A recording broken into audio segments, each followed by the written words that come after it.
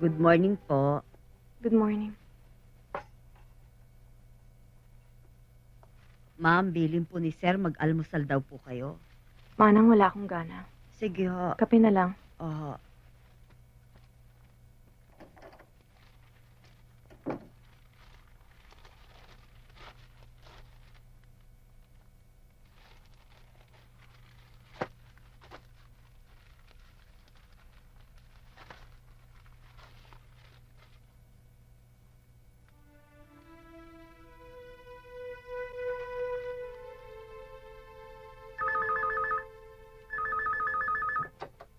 Hello, good morning. Jimenez Cayetano Law Office.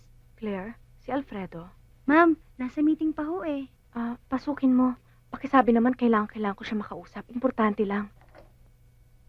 Sir, si Ma'am Consuelo ho, nasa line 2. Excuse me. 7 million? Eh, wala namang liability ang Hi, honey. Alfredo, nakita mo na ba yung litrato ng bata sa front page? Yung nagnakaw ng alas na worth 3 million pesos? Pag-usapan natin mamaya pag-uwi ko. Love, talaga bang isa-shopping mo ko? Sige, turo mo lang kung anong gusto mo. Magkano ba talaga na panalo mo, ha?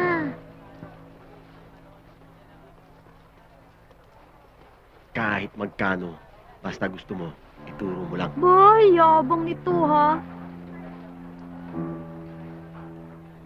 Love! Tingnan mo! Ito yung gusto ko!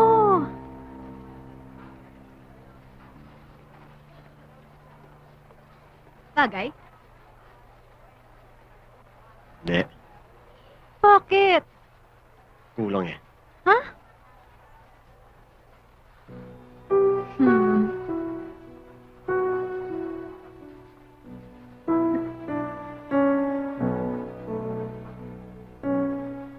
Love naman.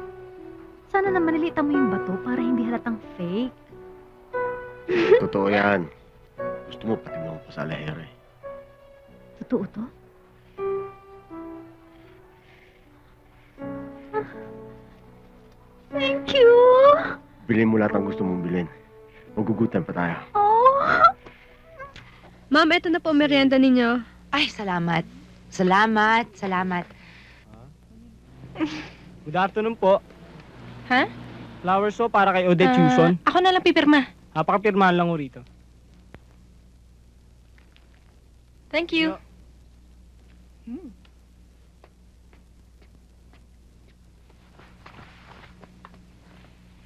And the winner is...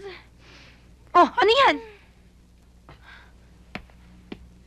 Flowers for you. Saan naman galing to? Kanina si Frank, pagkatapos si Don Julio. Sino naman to? Nakikita ko. Nanggaling kay Steve yan. Ah, Sinilip mo, no? hindi ko yan sinilip dahil kaabot lang sa akin at dumiretso ko sa'yo. Hindi naman ako nagtagal sa labas. Eh, bakit mo nalaman? Siguro sa'yo pinabili yan. Kung ako bumili niyan, edi pinadala ko na lang sa akin. Eh, paano mo nga nahulaan? Wait. Shh. Do not break the vibrations. Alam mo, nakikita ko. Umpisa pa lang ito. At hindi siya titigil. Hanggang mapasagot ka niya. Hoy! Gising na at makahipang ka naman sa manghangin. Kainis ka. Sinisira mo paranormal vision ko. Naku, tama na nga yung ilusyon mo. Yung totoo lang, please, ha? Anong klaseng tao ba yung Steve na yan? Ilan na ba naging girlfriends niya? Ilan na ang babaeng pinangakuan niyang pakakasalan pagkatapos ay iniwanan lang? Sino at ano ba siya talaga? Anong sagot? Bilis, hinihintay ko. Wait a minute lang, Wait.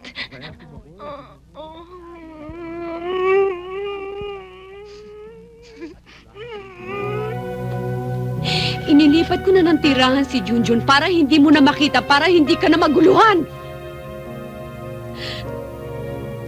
Nagbitiw ako sa aking trabaho. At pinagkaitan ko ang sarili ko ng isang magandang propesyon para lang gampanan ang isang responsibilidad na tinalikuran mo.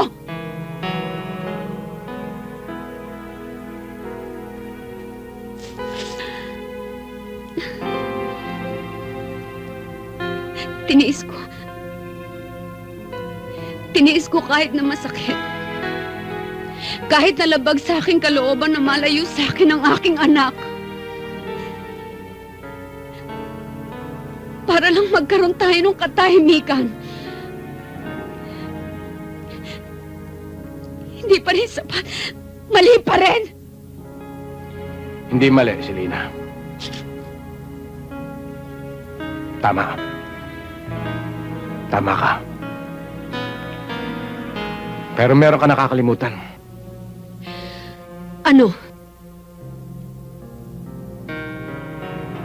Ano? Sabihin mo sa akin, Mike! Sabihin mo sa akin! Sabihin mo sa akin kung ano nilalaman nito! Ilabas mo sa akin kung anong nararamdaman nito! Kausapin mo ko! Magsalita ka! Asawa mo ko! Asawa mo ko! Yan ang nakakalimutan mo! Asawa kita!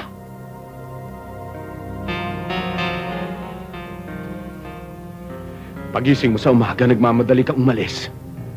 Papunta sa anak mo. Pag may problema ako, wala akong makausap. Dahil wala ka, nandun ka sa anak mo. Pagbalik ko galing sa trabaho, tulog ka. Pagod na pagod ka dahil sa maghapon mong pag-aalaga kay Junjun.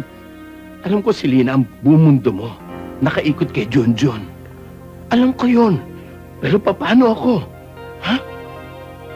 Asawa mo ko. Naghahanap. Nangangailangan. Magkasama nga tayo sa isang bubungan. Magkasama sa isang kama. Pero hindi ko na nararamdaman ang init ng pagmamahal mo, Selena. May puwang pa ba ako dyan? Dyan sa puso mo. May lugar pa ba ako sa mundo mo? I missed you.